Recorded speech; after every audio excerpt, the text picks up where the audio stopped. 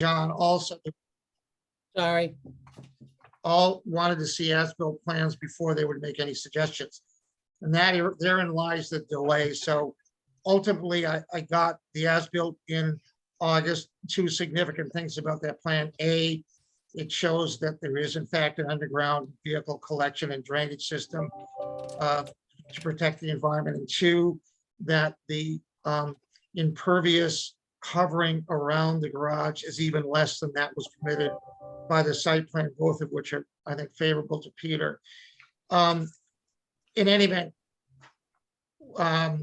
after I got the site, the as-built plan, I filed it with the Water Commission and I filed it with the Zoning Board. I met with Brian Joyce. Brian went over it, made no comments, but suggested my next step would be to file it with your commission, which I did on September 13. And then I received a phone call from Chris and notice from Brenda there would be a meeting. I was asked to summarize my zoning presentation. I was asked to address the interim letter between the zoning hearing and the site plan of the as-built plan being filed, the interim comment letter by John Helen, which I did. And then I had been contacted by both Peter and spoken with Brendan about additional environmental improvements to the site, none of which had been required by either planning and or conservation, which would enhance even more the environmental safeguards that have been put in place by Peter when he built the garage. What I'm asking for is your support to allow him to use this facility, because I believe that the site is substantially more helpful and beneficial to the community than it was before. And based on the underground collection system, the storage of vehicles and the repair of vehicles, which would be diagnostic in nature and not fluid. As I said, he would not be involved in any kind of an exercise which would involve the removal, the exchange, or working on parts of the car that would result in fluids escaping. Nothing would be done in that site. Storage, diagnostic, and repairs do not involve any kind of vehicular fluids. Just so you'll understand, I don't know anything about the automotive industry. I have enough trouble understanding the legal business, but Peter has explained to me that when they put a car on a lift to do a diagnostic analysis of some problem with a car, they frequently now have problems getting parts timely to repair the car. So if they can't leave them up on the lift and store them there till they're ready to be repaired, they have to bring them down, reassemble them before you get your parts during the same day. Now he's saying it's 24 to 48 hours, if not longer sometimes, to get foreign car parts. And so if the car's up on the lift, not doing any harm, not having any repair involved with fluids, they'd like to be able to leave the diagnostic conclusions on the lift until they can get the repairs. He can't do it like he used to. So the business model has changed a lot in the last couple of years. And again, the most important thing I understand is the environment, but there's not a scintilla of evidence offered that what he's doing would be a hazard to the site. He's done everything he's been asked to do by government officials, and he's willing to do two other things. One is go into the buffer area and put a drainage swale, which would defer any water getting to the brook, and or do another collection system, which actually probably wouldn't be as beneficial as doing a drainage swale. And maybe Brendan, if he's there, could comment on how the drainage swale would make it even more improved than we've already done.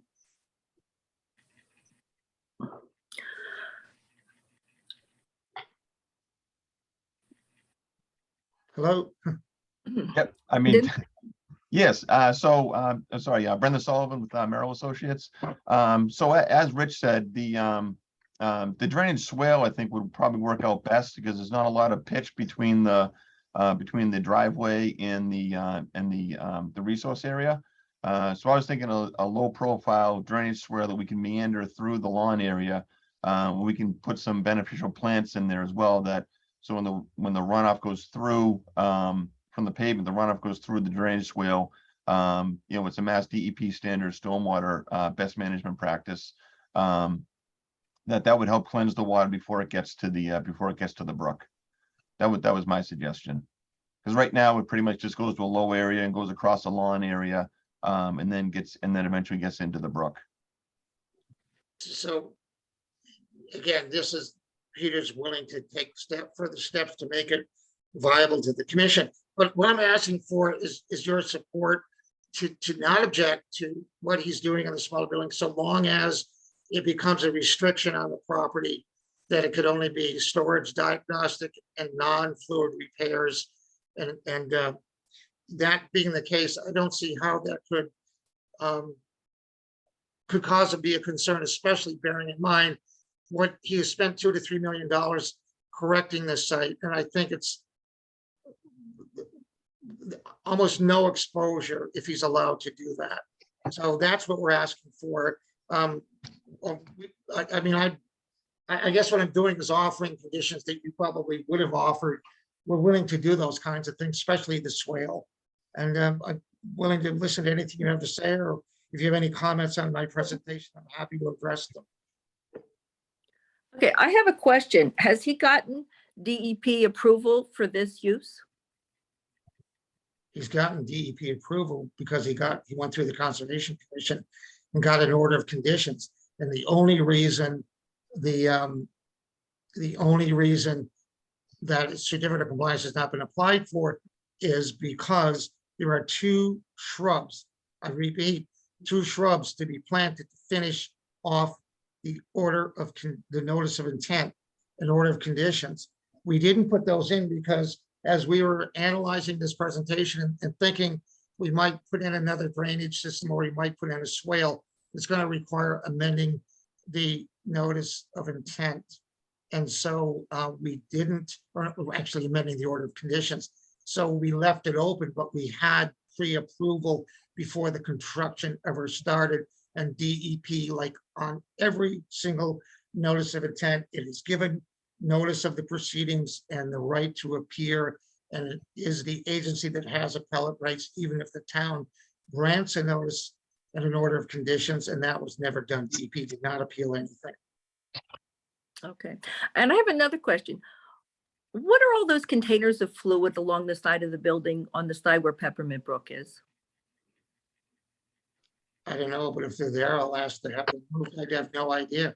I will Well, I find mean, out. it looks like to me, considering I know what an auto repair shop looks like, it looks like the typical fluids you would use when you're doing maybe an oil change and things like that, or putting in brake fluid or whatever. None of that will, But there's, none, there have been consistently containers of fluid along the whole side of that building okay, where we were told there would be no fluids. okay, So I don't know. I will make sure that they are moved. I will tell him he has to move them. And again, listen to me Where's he gonna carefully. move them to, the other side? He can move them back to where the building is, the other building. Oh, okay. And how many lifts is he gonna have in the building? There are 2. Only 2. He took out the third. I didn't know there were 3 in there. I thought there were 2 in there. Well, there were 3 at one time, I and don't he was think, actively using all 3. I am asking for the use of 2. I did not know there was a 3rd one. You I look should at, know. okay. Okay. Okay. Well, no, I don't know. And when is the ZBA meeting? November the 15th. But I'm obligated to file whatever I'm gonna file, I believe by this Monday, the 7th. Which Okay. is a week from yesterday. So I need to know your position as best I can. And then I need to explain to them where I've been in the last year and where I hope we can get with this application. Okay, because I didn't see it on the agenda for the 15th. That's why I was curious. Well, it better be because they told me I had to be there. Okay, I don't know. It was I a no looked it further. up. Okay, I Yeah, don't I know. don't I'll check with That's all. Cassandra. I'll check with Cassandra today to make sure that it is still on. I have a question, Mr. Harrison. So in your letter, you suggest that Quest Imports could potentially only use the smaller building with the lifts for storage, diagnostics, and repairs that do not involve removal or exchange or otherwise dealing with fluids. Um, does that still stand if you're granted a change of Yes, permit? now, Okay. he's saying he is willing to live with a restriction on the building that will be used for the three things. We, diagnostic storage of vehicles and or repairs that do not involve the removal, the exchange, or repairs that would cause the fluids to escape from a vehicle. Okay, so he would be willing to put that restriction on whether or not he's granted a change of use for that building, That is correct. It could, It- we it- could, as well as install a groundwater swale.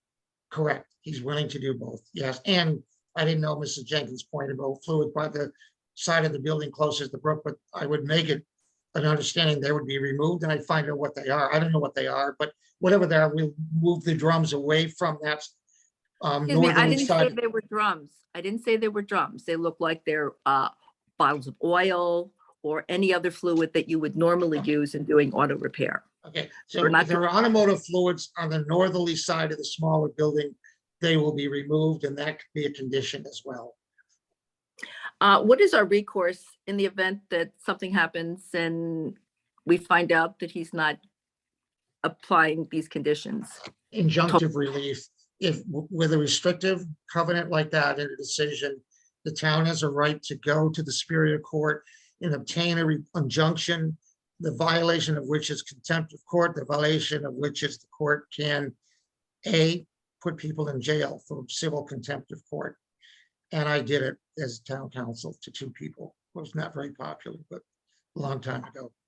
Yeah. And Okay. and My it's other- that's Right, certainly not, but- it's certainly not a point where we want to get, but Lee brings up a good point about, we don't want us to come to an agreement, put restrictions in place, and then, months or years down the road, when we look the other way, something different is happening. So I think that's the overarching point, but we just have to work together on that. Right, and absolutely, I did it for 25 years, it absolutely is enforceable. The other thing is, I know it would never come to that either, but in addition to injunctive relief, the municipality would also be entitled to damages if he violated a restriction that caused environmental harm to the community. So you have two remedies, and I'm sure you can verify that with town council, the water department council. A restrictive provision in a municipal decision can be enforced by injunctive relief by the municipality. I never lost one that I went in to seek. See, well, our main problem is environmental damage that he could cause would be mass pollution to our only water supply. But if he's honoring his commitment, he couldn't do that. Yes, that's big. Now, I have one other question. When he does sell this property, what happens? Does the new, Okay, is it coming up now? I put on my hat as a commercial lenders counsel. One of the things you do when you sell a commercial enterprise like this is you usually finance it. Or if you don't finance it, you still have a lawyer to do two types of examinations, three types really. One is a title exam. B is a zoning and land use opinion, and C would be review of business records. In that connection, where this would be part of a zoning decision, it would come up twice. Number one, there would be a notice at the Norfolk Registry of Deeds that this decision exists, which would be picked up by a buyer's counsel. Secondly, most lenders require zoning and land use opinions. It would be picked up from the town hall because the records would show the restriction in the decision that prohibits it or has limited use for that building. So those restrictions run with the land. The zoning decision runs with the land. It's not unique. And it's discernible through both title examination and land use opinion examination and report. So it's public record. And people don't spend $2 or $3 billion for business without examining both the title and the land use requirements. So that's how it would follow the property forever. All zoning decisions do, they are on file both with our zoning department and at the town clerk's office, and at the town clerk's office, they are itemized and listed by address So if I'm doing a zoning opinion, I'm someone buying Peters, I would go and ask for the zoning records on 508 Chief Justice. That would come up and read the decision, see the restriction, and notify the buyer and the lender if there was one. So you can't, once you put it in the zoning restriction, you can never, ever walk away from it. And you have immediate remedies for both injunctive relief and damages. And you have, and the building inspector has a right anytime when there's a zoning decision to inspect, and under section 8 of chapter 48, any citizen who feels that there is a zoning violation occurring has a right to notify the building inspector, and he must respond to the citizen by state statute within 14 days. And if the citizen objects to the zoning opinion, to the zoning or building inspector's conclusions, they can seek relief before the zoning board. So there's really 3 remedies. There's the injunction, there's damages. There is the citizen's right to object under chapter 40, section 8, and there's notice benefits from both a zoning and title opinion.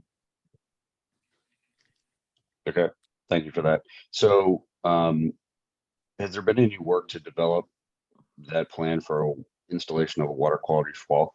Or is No, that yet to be done? we didn't know whether it was if it's acceptable. Peter would probably authorize Brenda to start immediately. And what was the potential timeline to have it designed or planned and installed? Given the season and so forth.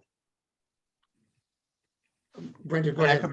could probably have it drawn up in probably a couple weeks anyway. And then we have to go through Charlotte and see what type of filing she would want for that, whether it's a minor amendment to the order or maybe an additional RDA for the site. I'm not exactly sure. I'd have to go through Charlotte and see what she would want to do for the additional permitting for it.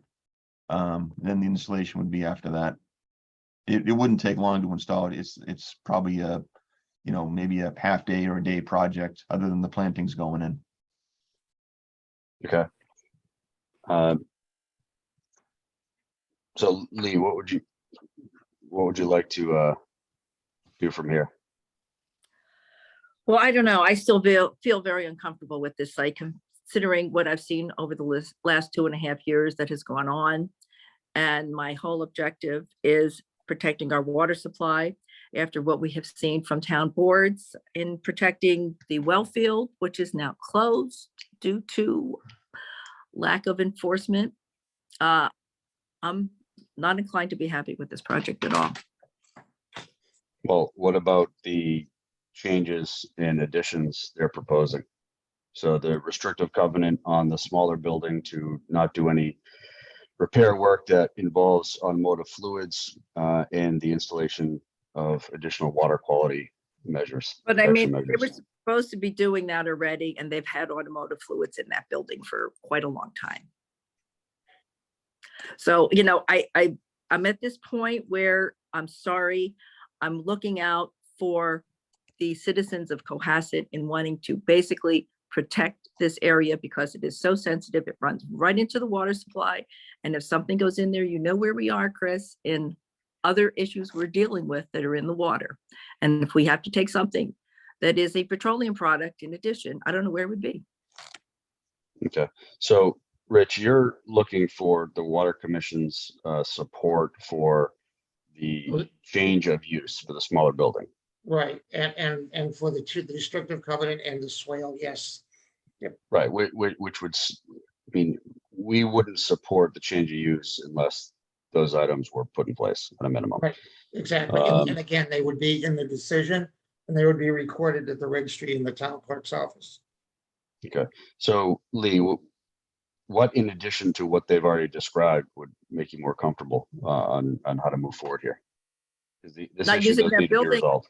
That building as an automotive repair center, period, because that is something that is directly conflicts with the state regulations. And I don't think the state has been down to really look at it. They have, I don't love to be I don't careful. know. DEP has been there, I understand. I think Peter told me they'd been there at least once. Well, I know they were there when they had to remove the cars off the wetlands. So he now has the ability to store vehicles in that building. Right, he does. Okay, so where do you see the big difference between storing them and putting them on a lift to do diagnostics or to perform diagnostic work in that building? Okay, did you hear what he's saying about diagnostic work? He is replacing parts. When you're replacing parts on an automobile, it's not just a cut and dry, here's your part, there's nothing else involved in it. It's not like you're replacing a lock on a window. Okay, you're Okay. dealing with petroleum products, period. Okay, so If it's there's storage is storage. Auto repair is something totally different. okay, so there's some inherent risk, right? And that could exist anywhere in any building of work of this nature.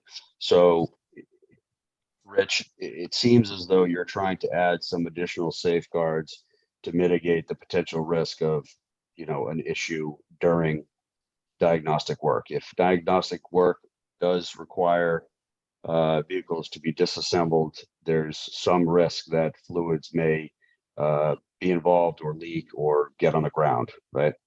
Well, I suppose that was a risk, but the intention is not to take something that is predetermined that the diagnostics would allow fluids to escape. We would only be dealing with things that were not fluid related. That's the point. But the other thing is, don't forget, there is a collection system in the building. There's already a fluid collection system within that structure. So the fluids don't go to the parking lot. They don't go outside. They go into the drains in the building and into a tank underground. And those are shown on the as-built. So there's almost, and by the way, none of that existed before. There's absolutely very little chance that there will ever be an escape of fluids, ever. But there are also all those cars that are sitting outside waiting for the diagnostics.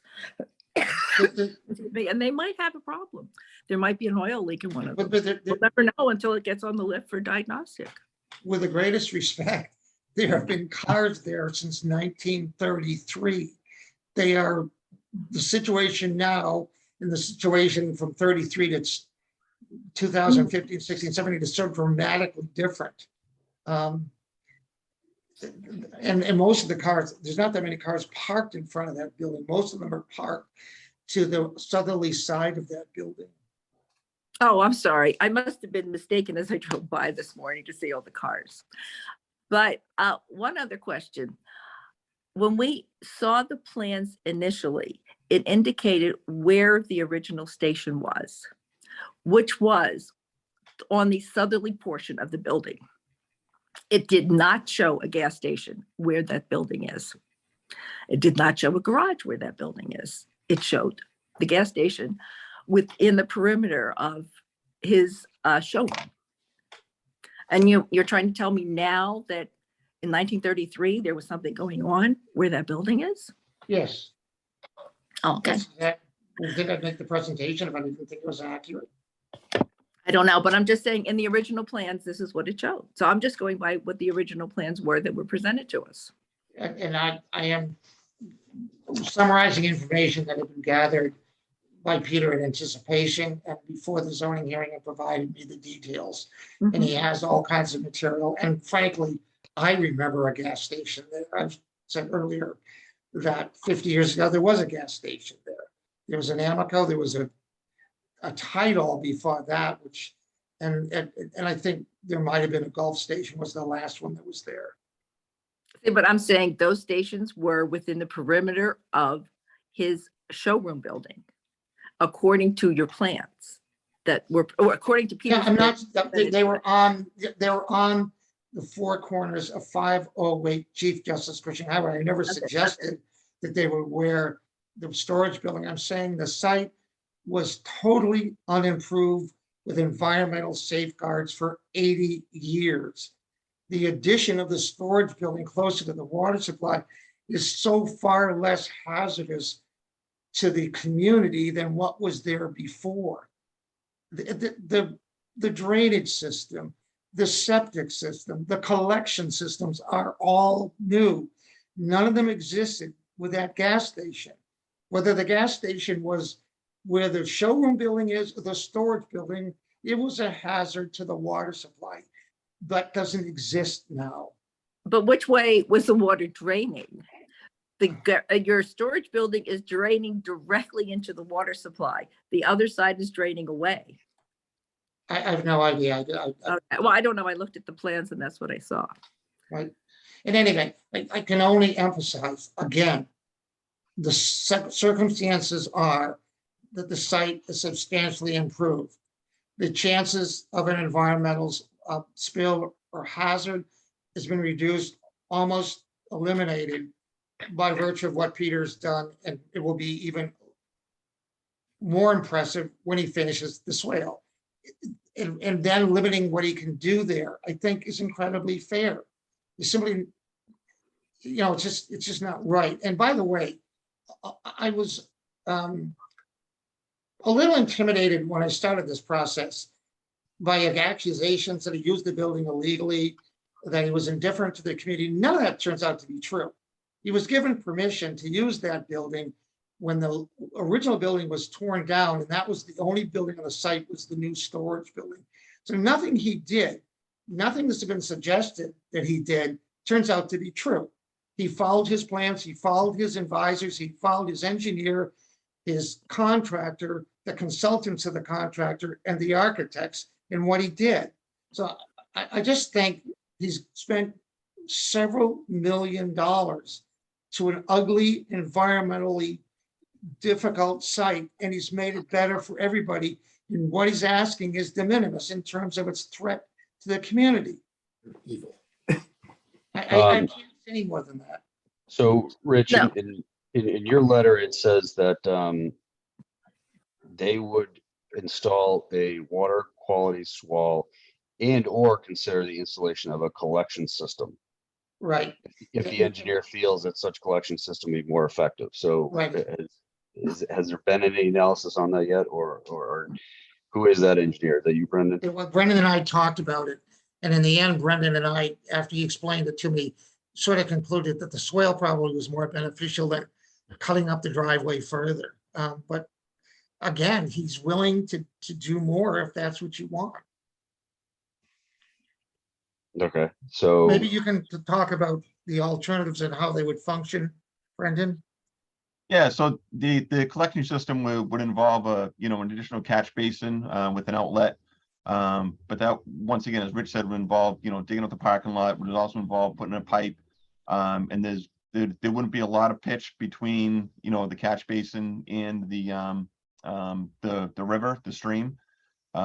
So I just felt that the water quality swale above grade would be a better choice.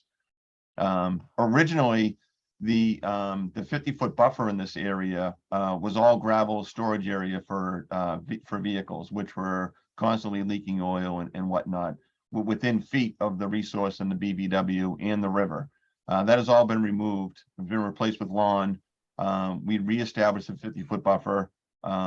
So as Richard stated earlier, it's a much better site than what was there before. The septic system has been replaced. There was a cesspool in the rear of the facility. We put a new septic system in further away from the resource area.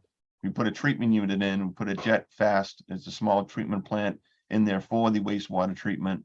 And the drainage improvements as well have been far beyond what was existing.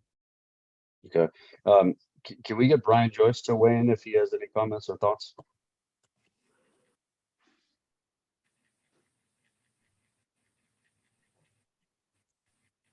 Hey, sorry, I was having another conversation. What's the question, Chris? Well, just to get you up to speed. So at Quest Imports, basically the topics that we're considering now are a restriction on how the smaller building is to be used, and the additional installation of a water quality swale, which includes some additional landscaping. So if those conditions are met, they're seeking our support for the ZBA approval of change of use from the smaller building, basically being a storage building, classified as a storage or barn, to an automotive repair facility. Okay, Wait a and minute. that automotive repair facility is not to include any type of repair that involves any type of automotive fluid ever. It's only dry repair, if you can possibly envision that in auto repair. And No, I mean, diagnostics.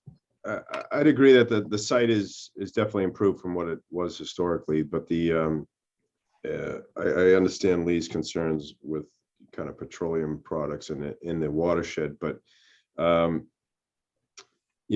maybe an inspection report by a third party, or whether it's Woodard or someone else, just to go in and do spot inspections, or have maybe the owner provide a third party inspection that on a frequency that would give comfort to the board that it's only being used for what is in the intent. Because really, everything we come down to, and it's not just water regulations, but enforcement in this town, we just don't have the staff to go out, whether it's Concom or all these other regulations we place on people.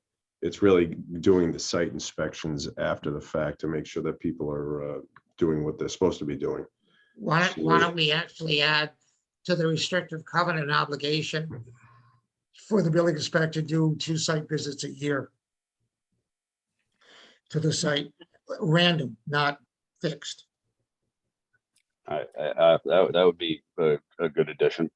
That certainly Yeah. covers it. So But what happened, excuse me, what happened after the building inspector did the site visit and did a cease and desist order? I've already explained that. If it's violated, the next remedy is the injunctive relief, where the court forbids him, and the continued operation can result in any fine or imprisonment imposed by the civil authority, the Superior Court. They have a right to fine on a daily basis. DOT, Department of Highways, did that on a site which is now cured. I'm not going to get into it because I picked it up in a zoning opinion. Did an order on a property on 3A, $1,000 a day fine, which the people ended up paying a ton. But this would be a Superior Court order, and they could enjoin it and they could fine it, and that if there's disobedience to the restraining order, the person can be put in jail until there's compliance. That's usually what happens with a civil contempt, until there's actual compliance. So there's all kinds of remedies. I've been through this earlier in the presentation. There's one other thing that, since Mr. Capizzoli started on this project, there have been the situation with the EVs. And I'm sure he's going to be getting some of those in his lot. And What's an EV? Oh, you mean electric vehicle. vehicle? I'm sorry. I thought you said RV. I understand. Go ahead. EV, an I electric vehicle. He might need a charging station put in there. But the concern is we have seen so many of these unfortunate vehicles catch fire. And if they do catch fire, they do a lot of damage to the environment. Let me, without sounding like the Supreme Court justice, there is case law that says that no municipal board nor agency can base a decision on anxieties about circumstances for which there is no evidence and do not exist. He has not applied for, he has not applied for electric vehicle station connection, and he's never mentioned it to me, but it certainly is not the basis for consideration in what we're doing, because there's no request. If a request is made, you certainly have every right to bring up your concern, but there's nothing on the table with respect to that. correct. It's not the matter at hand. So I am comfortable with what you're suggesting in terms of the restrictive covenant permanently on that smaller building, in conjunction with the installation of a water quality swale that will be approved by the commission. But I would suggest, Lee, that our support is contingent upon those items happening. Well, I also have a problem, as Brian said, with the enforcement. This is a severe problem in this town. But that's, that You know, again, but, unfortunately, Mr. Henderson, Mr. Capizoli, and myself will probably not be around by the time this gets to be a problem. but listen to me carefully. You cannot blame any private citizen for shortcomings, especially when they're willing to provide you remedies and mechanisms for those remedies. I'm agree. happy to add to that restriction, the 2 random inspections per year. Indefinite. We did that. You know, it's funny, they're in there and they should be followed up. I know there's not a lot of time to do these things, but if it's 2 random per year, and they could be 2 weeks or 6 months apart, there's a safeguard and there's recording and there's filing. It's clear what the responsibilities are to Mr. Capizoli, and no one can buy the place without understanding these are restrictive covenants. Right. And I would just say that if we add that language, it doesn't necessarily have to be the building inspector. I would It say, could be it could be a rep- anybody, yeah, right. it could be a representative from the town in an official capacity. Right. I mean, I'm comfortable with that. In addition to the engineer's report about the fire suppression system, if it is smaller than 7,500 square feet, which this building is, there's no fire suppression system required. Is there any discussion on that or differing viewpoint? Okay.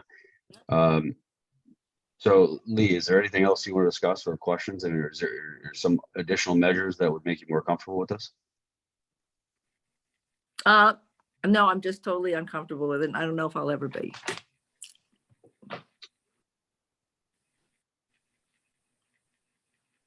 We So have I to would see how just- things are going with it. And, it's just, I see this and I say, there've been so many flaws in this process.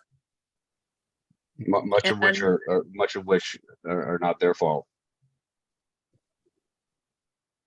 Okay, if you want to put it that way. Well, I mean, we have to be equitable arbiters here of Yes, what's supposed to be going on. okay. There was long delays. There was conversations with people that are no longer here working for the Mhm. town. And clearly there was missteps on the way. But here we are. And Rich is seeking our support for the change of use for this building. Our support would be contingent upon certain conditions being met. So at hand, Yeah, but they the are, unfortunate thing is we cannot get those conditions met before the ZBA meeting. Well, no, they would be part of the ZBA decision. Oh, part of the ZBA decision. So They would be part of the the- ZBA decision and, we've had time delay again. No, don't, stop. The hearing is on for the 15th of November. Yep. It's on a no further continuance basis. It has to be heard. I suggest that Cassandra Thayer has an email addressed to me saying that when we put it over in August, pending what we're doing here today, they were fine, provided that we appeared with a final resolution by the November hearing and it would not be continued. This is the whole point of what has been going on Well, I for mean, years. this- We are see, this looking is for it, Chris. condition in that They're decision. looking for a condition. So we're going to say, we'll go with this condition. And then Mr. Sullivan said, well, it's going to take several weeks to do it. And then by the time it's done, it may be April or May, hopefully, because we're going to get into bad weather Again, conditions That's to Steph, put this in. And, we- maybe it'll be done. well, We don't know. Well, they will not be granted a change of use until all of those conditions are right, met. they're gonna have to have the swale in. Exactly. But It's they're part of the- using the building the way that they've always been using the building with the change of use. Is that? I mean, I don't true? see any difference between what they're doing now and what they're going to be doing after they get the permit. Excuse me for a second, Brendan, how long if between the permitting and the installation? Of course, you can't control the landscapers, but if you were to get a plan together by November 15th, you could be on the December well, you'd be on the January agenda, right, for conservation? Yeah, and like I said, it matters what type of filing Charlotte's gonna be comfortable with, whether it's an RDA, it could be something administrative, I don't know. Something as minor as this, I mean, we had a full notice of intent out there before, so with a lot of revisions in the 50-foot buffer, this would be an improvement to what's out there today, so maybe it could be something administrative, but it could be something that just goes back to the board administratively. So it Can could be you- faster than a filing. It's not a prolonged procedure, but there's certainly a deadline. We're agreeing that we can get the design done before the zoning meeting and we can incorporate the design as part of the decision. They can make the decision contingent upon compliance with this particular plan. So if I Okay, could Chris, ask, if you and so, Steve are fine with this, go for it. okay, so to clarify, and what I think Lee was touching on earlier, when the cease and desist letter was sent by the building inspector, I think Lee's question earlier was what changed after that? And then to segue into what I think she just asked is, how is the smaller building currently being used? Is it currently being used in a manner as you indicate with this restrictive use? Yes, they're doing no radiator oil, anything like that in that building. They're doing a lot of diagnostic stuff. And actually, time from time, they store, you can get 2 cars under a lift and 1 up. You can park 3 where there normally is only 2. So they are used for storage now and for diagnostics. Okay, so technically they should be doing nothing but storage currently. Correct. That's a matter that should be discussed with the owner. All right. And then Um, they also have all of those fluids that they said they're going to get rid of for months and they're still there. I didn't know about that. I will address that today. That'll be taken care of. It'll be certainly taken care of before there's a hearing. I Okay. will go up there today when I finish here. Not immediately, but I will make a site visit today and deal with that.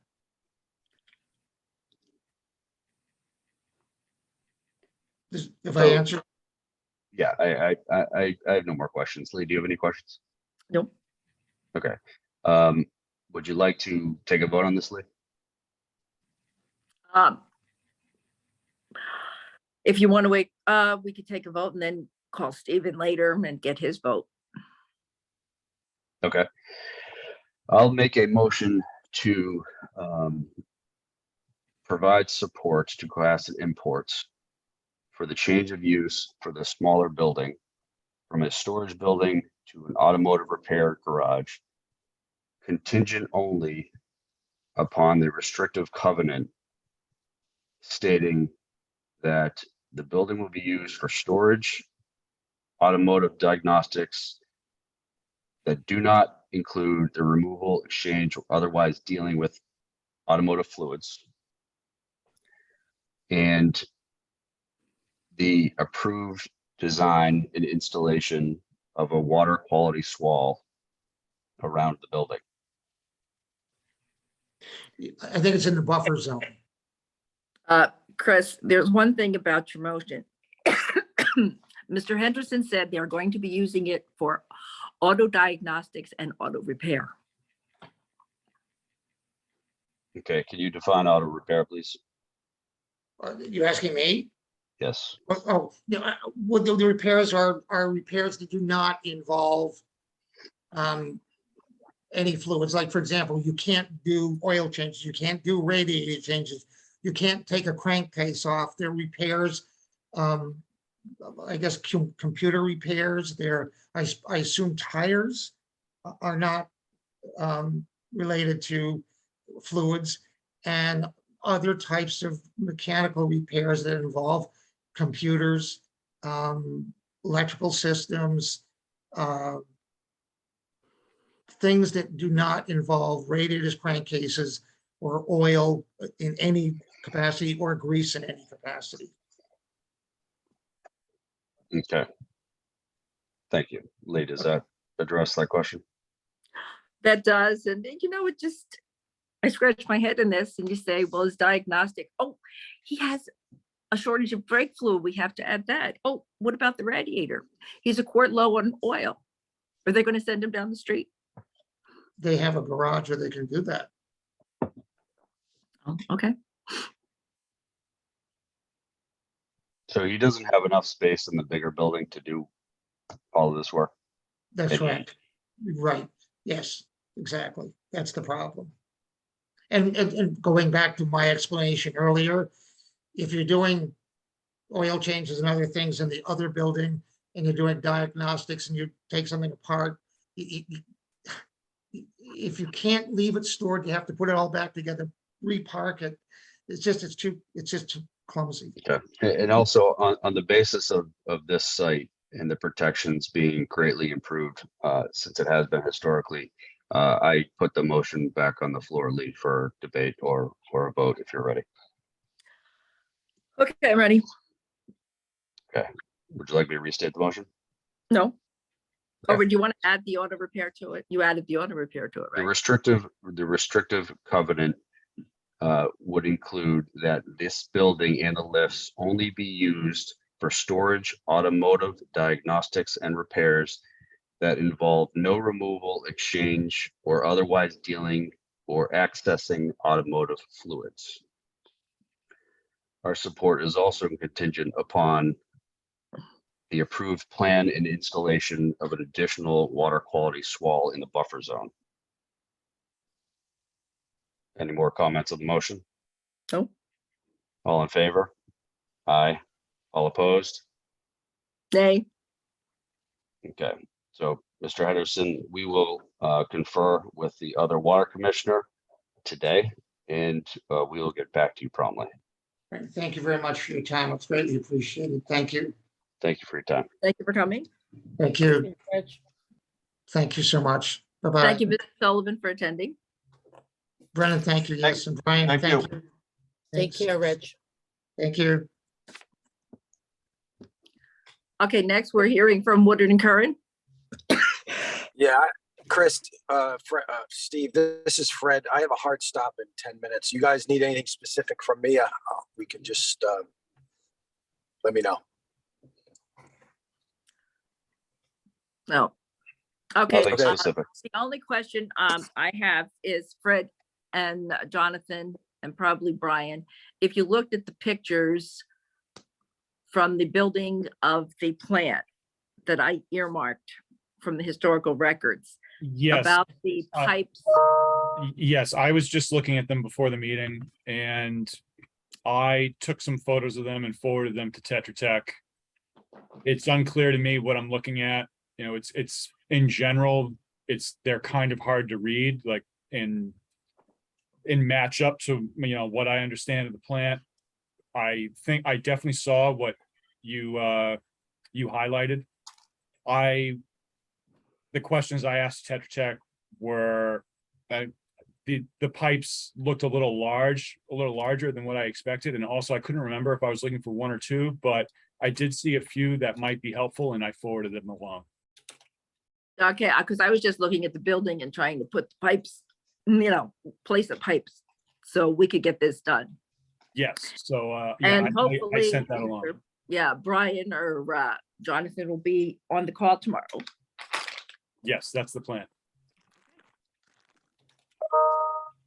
I would just like to take a quick moment to go off agenda here and compliment and give big thanks to Brian, Joyce, Jonathan, Brendan, and Connor for the countless hours and tireless work over the last week dealing with the water main break. So thank you guys very much. Much appreciated. Yeah, no, I would say Brendan and Connor did an amazing job out there. Yeah. They were the full-time on site for the entire time, which was it probably 72 hours or somewhere around there. So yeah, they did a really good job. I know, and I know Connor did at least 124 hour, Yeah, which was amazing. Yeah. But So they are the backbone of our operation here. absolutely. So like I said, Jonathan, we added this agenda item as a standing agenda item. If there's anything you want to update the board, or, you know, if you have any questions or need input from us, you know, anything operationally or project wise. Sure, yeah, it's a great idea. I don't have a lot of bombshell updates that you aren't already familiar with, but generally, Whitney Crossing is up and running with the new hypochlorite addition. Not without its challenges, but it is running, and Hingham seems satisfied. We're gonna make a few minor alterations to the plumbing inside the building, but those are pending and we're working on those, but it's up and running, which we're very happy with. The replacement sludge shed has been ordered for a delivery date of about mid-December.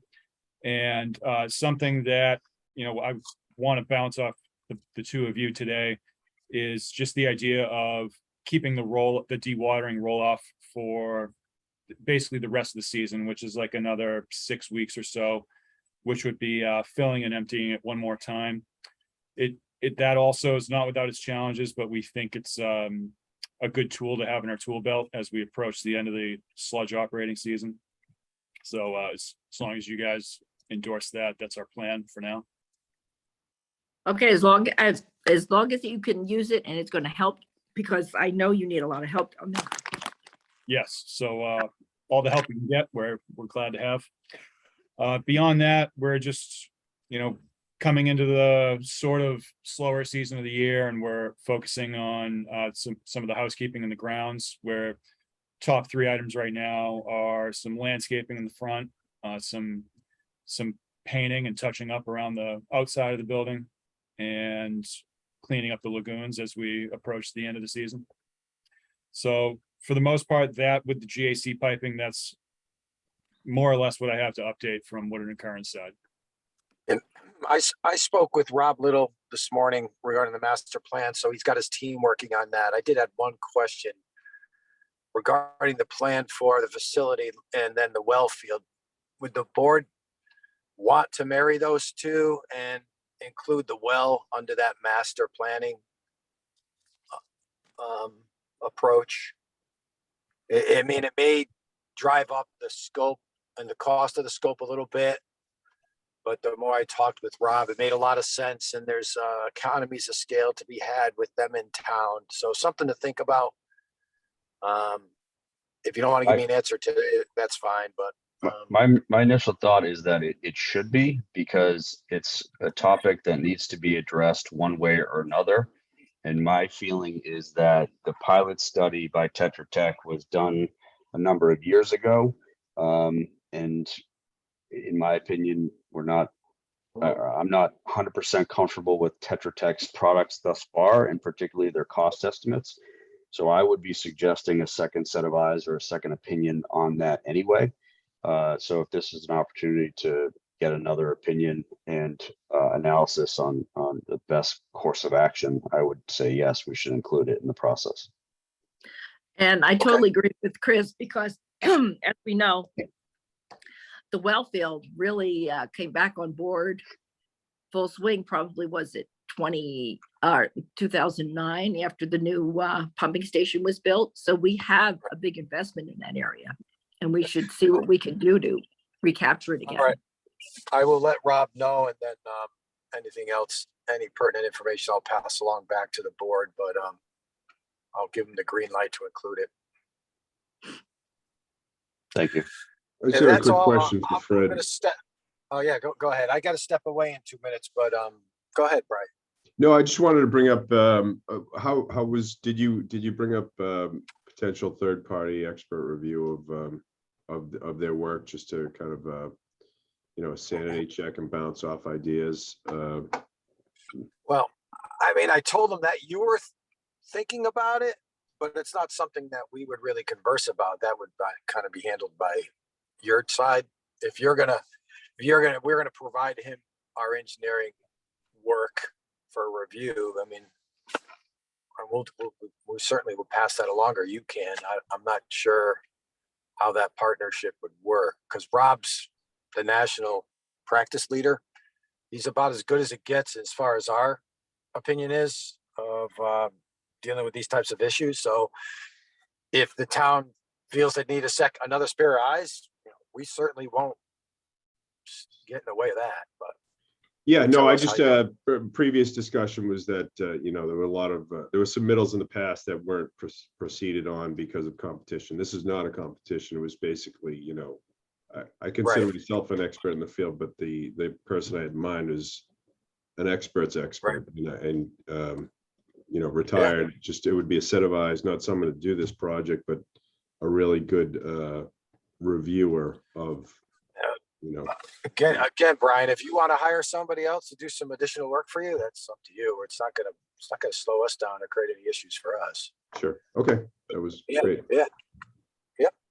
Thanks. All right, Fred, with Fred. that, just, Fred, real quick, are you providing Rob all of the historical documentations and reports that we have? Or will that come Yeah. later? Yeah, so- he'll make a formal request. Go ahead, Jonathan. Yeah, so that was an action item for me that I'm adding to my daily list right now. Okay, So we were going to make sure, the goal is to make sure he doesn't regurgitate information that we already know from another study. He may reference it, he may say it's good or it's bad, but we certainly don't want to reinvent the wheel. So that's the goal, is to avoid, so you spend your money efficiently.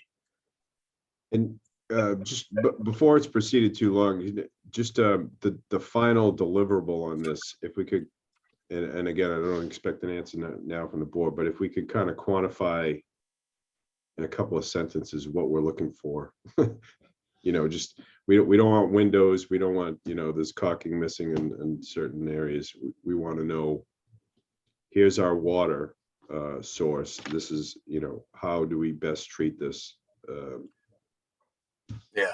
With, Well, that's well said, Brian. And we've had that conversation I have with Rob. So we're very focused on this plant, the raw water supply, the rehab, treatability. But it's noted that, yeah, we don't need you to tell us that we have, you know, caulking that needs to be replaced. I mean, if they identify caulking with lead in it, you know, that might be another issue.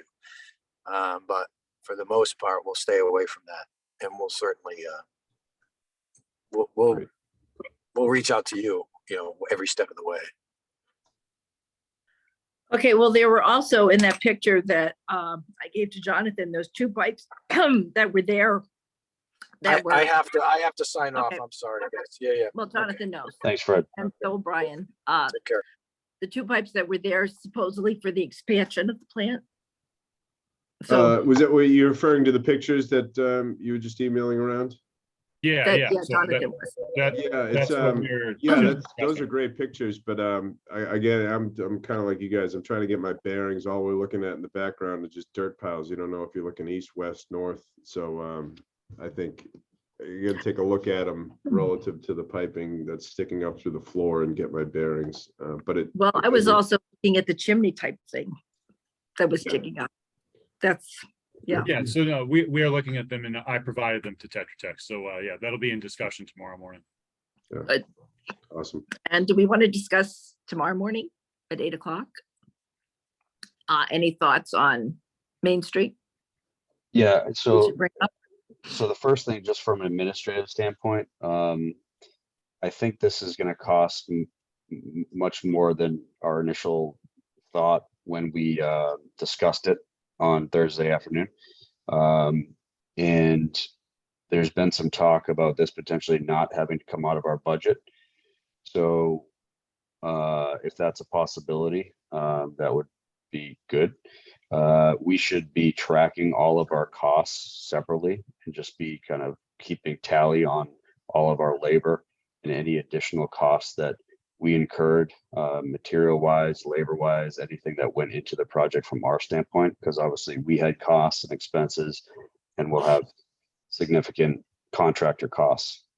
So we should just all be, or I guess that would fall on you, Brenda, to make sure we're compiling all of our costs separately, and we have a report on that. Well, we can count on Brenda because we know she is very good with the numbers, and she can pinpoint how much every project costs.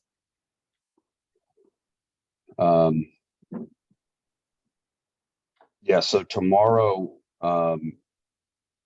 I think the objective is for all of these town departments and representatives to get on the same page in terms of what our report is, because ultimately, the Water Commission has to protect ourselves and our infrastructure And if there is a likelihood of any degree that there's going to be future issues with this culvert, we have to make that known to everybody through an official report. And if this is going to require substantial work in the near future, we have to start that conversation. Yeah, I just want to bring up, so the, and just relative to the failure itself and the quantity that Jonathan came, it was 89,000 gallons in what was it, like 22 minutes or something like that. So like 4,000 gallons a minute. We never saw the pipe, you know, the break was underneath the culvert, but that indicates that it was a complete like cap blow off on the old cast iron. It wasn't like a crack that was leaking. It was a blow. You know, the pipe had ruptured pretty significantly. The concrete culvert appeared to be, you know, it handled it all right. The structure underneath the leak looked pretty good when they opened up the top of the culvert. Come dry season, I'm going to go in there with a, we're going to inspect it and probably go in with the Shotcrete contractor and kind of touch up some of the areas that need touch up in there. But I think the section of Maine that goes across there is now new. And the other issue to talk about with the board is, you know, the other 1800s vintage, the limits of the pipe that goes through the village that are whatever this is, 1880 something, should probably be on the list to be replaced in the, you know, the near term, you know, in the next 5-year capital plan, I'd say. And that would be from Depot Court to the fish place there, roughly. Yeah, I would say it's yeah, probably Depot Court all the way to Red Lion, up Elm Street a little bit, and up Brook Street a little bit. And Okay. I'm not even sure. Depot Court may even have some of that older main, but that should all, you know, anything that has an 18 in front of it needs to go. It's just, you know, even if you cleaned and lined it, which is, it's a fine remedy to do, you know, clean up your water mains, but it's just, it's not all things that are over 100 years old just need to get out of the ground. Yeah, well, Elm Street was started at Stevens Lane, wasn't it? I'm sorry. I said the Elm Street replacement was started at Stevens Lane. Yes, yes. So Yeah, up to so that point, would be a very large section. yeah. So it'd be basically the triangle of South Main Street, Brook Street, Elm Street, and the connectors going up a little bit. Brian, is there anything we need to do after the fact to sort of document or, you know, retro engineer what was installed? Or is that not required? Or is that something we should do? I mean, basically all we have is our memories and the, you know, hundreds of photos that various people took, but do we need to document that to actually state what's there and what was done? Yeah, we should create an as-built. So the after action items, just, you know, we'll talk about tomorrow, basically, you know, the sewer manhole, taking a look at that, making sure that that gets repaired, because that took some I&I because of the leak. You know, come next dry season, we'll look at the culvert, make sure there's any repairs there. Do an as-built of, you know, I have a lot of photos. I know you guys have a lot of photos of the culvert, which is, you know, it's got an air valve on it. We talked with Brendan, it's well insulated, but we need to keep an eye on that this winter. Need to install a valve on the south side of that culvert crossing. We talked about, and that was going to be done in the next few weeks.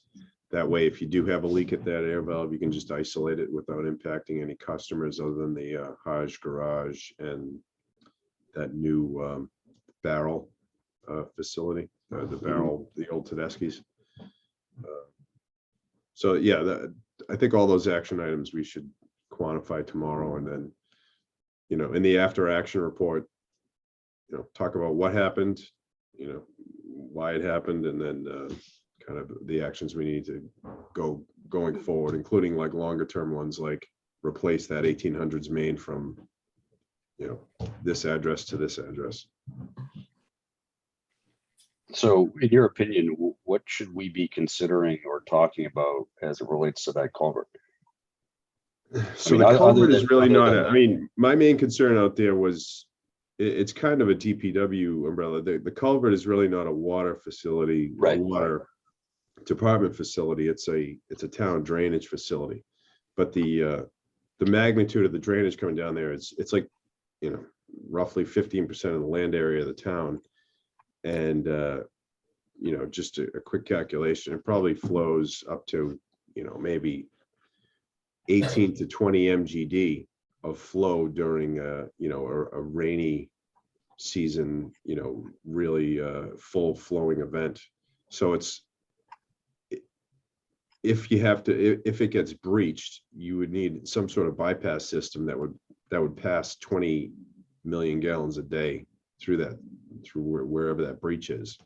So that's the concern, just to keep that intact, and any work in and around that area, which this main work has already been kind of outside of this area. I think you may have some more, you know, a crossing over by Pleasant Street or where Parking Way is. But, you know, I think the main town focus is keep that culvert intact. And if there's any work around it, make sure that there's a bypass in place that'll pass 20 MGD. Okay. Otherwise the downtown village would flood. All right. And as it relates to the water department, going forward, if the work we just completed or that break does impact the structural integrity, we should just be aware of it. Everyone should be aware of what occurred. So there's no finger pointing later, and we're prepared for anything that does happen. Yeah, and just because we're recording here, just for the historical record. So what happened was, on the repair, is the culvert went underneath the water main went underneath the culvert. We decided, and I commend the quick decision from the board here to go over the culvert, because it would have been significantly more risky and costly to go under. But we went over the culvert. We cut a hole across the ceiling of the culvert, the concrete. It's a cast in place roof, and the new pipe, the 10-inch main, goes through that section. It has a steel plate underneath it and a steel plate on top of it. So if you were in the culvert walking and you looked up, you wouldn't see the pipe. Basically, you'd be looking at a steel plate, and then above that is an insulated pipe with concrete encasement, and then a steel plate over the top of it. So that was the repair, and then it on either side of the culvert, it goes back down to you know, frost depth. So it is above frost depth, but the decision was made because it does have flow. It's a major transmission main to go over it for all those reasons we talked about. And we had to put an air valve at the top to bleed the air out. So that air valve is really probably the biggest risk for freeze, you know, frost potential and leaking. So I just need to keep an eye on that, and then make sure our isolation valves are good on either side. So effectively, it's like a bridge crossing you would see at Cunningham Bridge or anything like that, an insulated pipe. Okay. Thank you With for new that. valves on each side.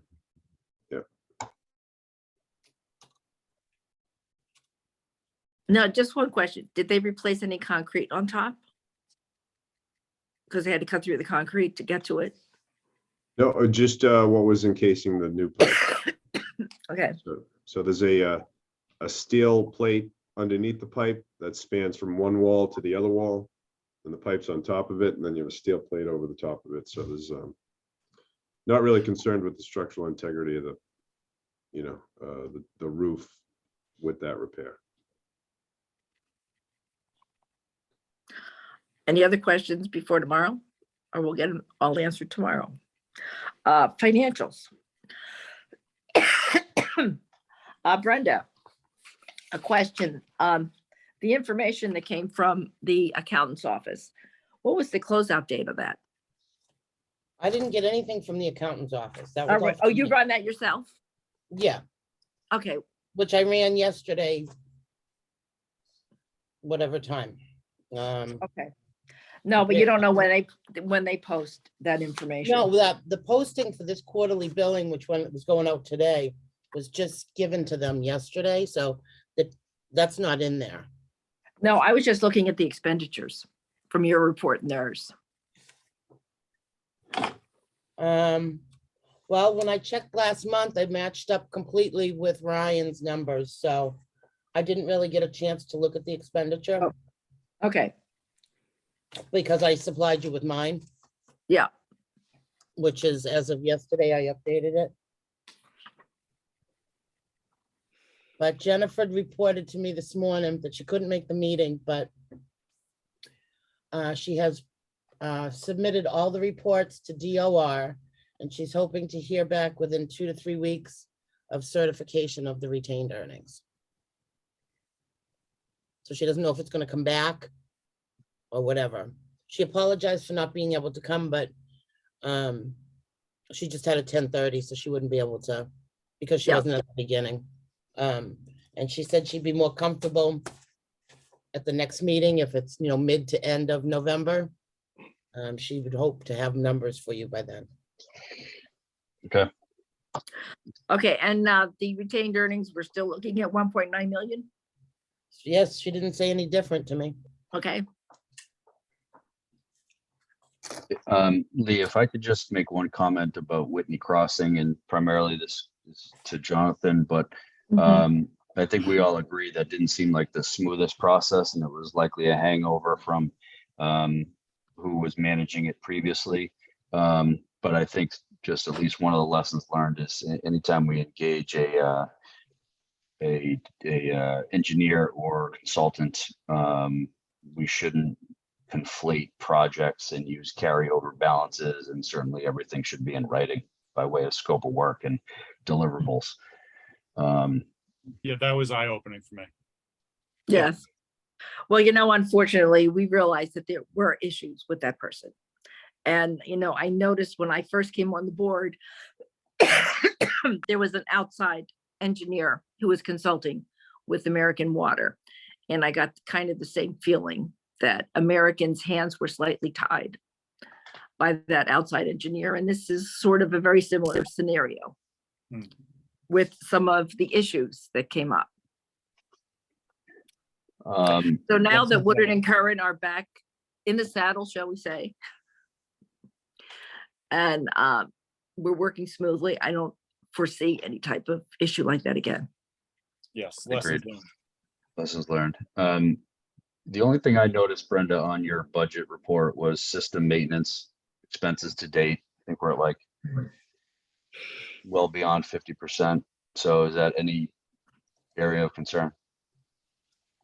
Well, you guys, yeah, it is of concern, but it is what it is. Yeah. I don't know, everything is just more expensive now. Contractors, whatever it may be, even stock items for like Hoadley. I'm trying to look at some of the bigger,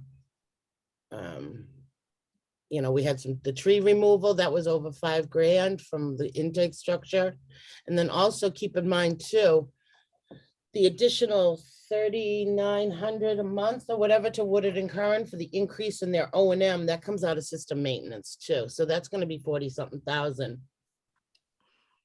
In addition to the norm. But I am watching it carefully. The guys, I keep them aware of what's going on. Daily. So we're watching it. It's going to be close. I have a feeling. Well, don't forget, Chris, we also have to sit down and take a look at our indirect costs. Because we have numbers that were incorrect in there because there's salaries from people who are no longer here. And we also have Jason in there at 70%. Right. We have our bottom line that we have to match up so that when we get that, sit down with Jen and get that indirect cost line, we can reallocate those funds into other items. Okay. Yeah, so I would suggest we at least broach the subject with Michelle. Sorry, not Michelle, Jennifer. At our next meeting. Yep. And give her our overview of where that issue stands. Yeah, if you guys just want to put together what you expect of her at the next meeting, so we can give her a heads up. Okay. Yeah, we'll give her a kind of mini agenda. Exactly. Okay. That's all I had on financials. Okay, we did the GAC design review. There isn't anything else about Tetra Tech that we need, do we? So we did inform them we're not moving forward with the project. They're not to proceed with any permitting work. There's a clarification on the latest invoice, and I think we agree that that's acceptable. So is there any billing or payment question that remains with Tetra Tech? No, I think Brian kind of, that last email finally, they kind of reiterated, yeah, we're not going to be going forward with that. All right. So according to the schedule, we should be getting 100% design on November 17th, which would give us basically the month of December to review. So it seems like we're on schedule for that. And we'll see if there are any issues that come up tomorrow. Right. And Lee, you're covering that call? Uh-huh, because it's Okay. my turn. Okay, thank you. What time is that Um, meeting? 10 o'clock. I figure you're going to be at the emergency management meeting also. So I'll stay and listen, and then at 10 o'clock, I'll go off and do the other one. Okay. Okay, Michael, do you have any questions? Hi, good morning, everyone. Thank you. Just going back to your GAC, I have it as design update. I'm a little confused. Is the project stopped? I know that we took the article off the town meeting warrant. Is it stopped, or what's the status? Just for my notes. The design work continues, and we've tasked Tetra Tech to continue their contractual, continue the contractual obligation to give us 100% design documents. So come the end of this year, we will have bid ready documents and 100% design should we choose to move forward in the future. So that's to complete the contract. Correct. That is just for design work. But the project as a whole remains indefinitely postponed. Okay. One other item, it was, I think, the second item on your agenda. It was the Woodward and current update. What I'm noting here, tell me if I got this right. You guys are looking for a new study to validate Tetra Tech's report on how do we best treat our water sources in Cohasset. So looking at raw water supply and rehab treatability. Is that the treatability study you were talking about the last couple of meetings? So Yes.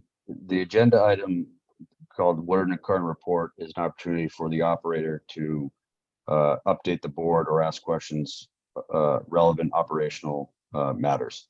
Agenda item 8, master plan initiative, which we pretty much already covered with Fred because there is no update. That is the initiative we have engaged Woodward and Curran for to help us build a roadmap for the next 10 to 20 years to overhaul the plant. So the treatability study will be part of that process. Good. No, that's good news. I certainly got the gist of everything you were talking about on the water main break, and I gather a meeting tomorrow.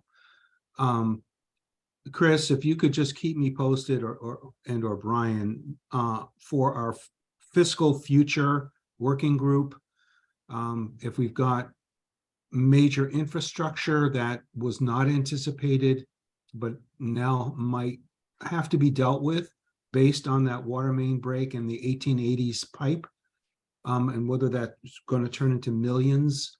I think we should be adding that to our fiscal future list of potential projects. Yes, certainly we'll keep you updated on anything. I mean, from my perspective, the Brian chime in, but to replace 1880s water main through the center of town will likely cost millions, which has not yet been approved or budgeted, but it's likely coming. As Brian said, it should happen within the next 5 years. The bigger item, which I can't speak to, is any potential work on the culvert. Right. Right. And Brian, I heard you very clearly that if there's any kind of breach, whether it's unintentional or by design due to a construction project, is going to require a bypass, and that's a big deal. So Brian, this is why I attend these meetings. I'm the liaison to Water Commission for capital budget, is to stay up on things, provide advice or consult or whatever, so that there are no surprises and we really are merging in needs early and often. Yeah. So I mean, I'd say the culvert, I was pleased with the culvert shape. When they excavated the sidewalls, it looked like it was just loose stone, but once they got in through the roof, the interior was in pretty good structural shape. And I walked that a few years back with Carl, and the entirety of the culvert was in pretty decent shape. So I don't anticipate having to do major capital work there in the short term, but there's been talk about relocating the culvert, Mhm. in the parking area, and switching of that needs to be engineered and phased very carefully, so that we one, it's done in the dry season, and two, that there's a complete bypass system in place if there is some Right. sort of major rain event while the thing is breached. Thanks, everyone. Okay, any other questions, Michael? No. Beechwood Water Main. We're just holding off on that until when, March? Yes. Okay, Uh, and we have our pipes covered or whatever we have to do with them. Yeah, they're temporarily covered. We're expecting them to be permanently covered in the next week or two, What do you mean by permanently covered? as in wrapped. We're gonna have them shrink wrap, Lee, from King Street. Really? Yeah. Oh, nice. Okay, Elms Meadow. So I think we pretty much talked about that earlier in terms of rolling that into this master plan initiative. I don't know if there's anything further to discuss. I think the consensus is that we need action, we need a plan. And as I said earlier, I mean, from the pilot study, which took place several years ago, and the cost estimate for a solution being several years old, we need a refresh look on that. And if we can do that through Woodard and Curran's work, I believe that gets us going in the right direction. And clearly, we still have a big PFAS problem there, according to Jonathan's email the other day. So that problem remains. Okay, we also have the other problem. We should call it Elms Forest instead of Elms Meadow. It's not like it used to be. And decide what we can do, because we still have people who were dumping there. And, if we want to do any rehab along Cushing Road, and how to approach that. Because Well- that could be a source of our PFAS that we can control somehow. Mm. I don't know. Well, Rob Little will help us shed light on that source of the contamination, but also, as I had discussed with you in person sometime about a month ago, I recently walked the area and I really only saw one area of any dumping, very small area, but I can go back and look again. And it's still on my list to engage Justin Shahir to assemble some type of PR campaign to address these concerns. I know, we've been trying for 10 years to get that addressed. It doesn't seem like there's any initiative in the community or any interest, except for the ice skating part. Well, But- perhaps we can change that tide, perhaps. Possibly, it would be nice. Yes, Michael. Consider adding as a capital project, adding sufficiently high fencing around that area, should we find the source of PFAS contamination, if we can get Elms Meadow back online safely, then regardless of what neighbors might want or not want, the overriding mission is to protect the water source. So just a consideration, I'll offer that. And I would add that too, to whatever your, 10-year or is it 20-year planning. Yeah, well, I think we might have to be removing some large trees to put the fence up. So Yeah. it, But the Yeah. first order of business is to, and it may be impossible, but the first order of business is to understand what is causing the elevated levels of PFAS. yes. So hopefully we can determine that. Okay, the master plan initiative, we basically went over. Are there any other questions, comments? Well, I Jonathan? would just add the good news that we got a favorable PFAS result at Lily Pond that basically was half of the previous one. So we're more or less back to what we thought it was. So hopefully that high level was just an anomaly. Well, that's good. Great. But one other thought on PFAS, the Waterworks Association has been having meetings with different conglomerates here talking about PFAS and the regulations that we're looking at. So we really don't know where we're going to be, from what I can gather, for another year or so when the government makes up its mind. Which is, I think, a good reason for us to have put a hold on the GAC design, so that we can hopefully have it reformatted to cover any new PFAS regulations coming down, instead of going almost back to scratch with that. Brian, any? No, I just, I left a message just in the last few days for the drinking water program at DEP, just asking them, do they have a potential schedule on, promulgation of new standards, just so we have a target that we can plan for. So I haven't gotten any reply yet, but when and if I do, I'll pass that along. Well, the discussions groups at Mass Waterworks, it seems like it's going to be a couple months. Whatever. Okay, I think any? that would be Yes. very quick. It seems quicker than I would expect. Well, we know how things work. No abatements. Meeting notes approval. None. Oh, okay. Any comments? Any other comments, Chris? No, I don't believe so. Thank you. Okay. And Brian, Jonathan, anything? Okay. I move to close the meeting at 11:30 a.m. Second. All in favor? Aye. Brian, did you have Thank you very something? much. No? Okay. He's voting to Thank you, close. everybody. Saying Waving goodbye. goodbye. Thank you, everybody. Thanks, everybody, for coming.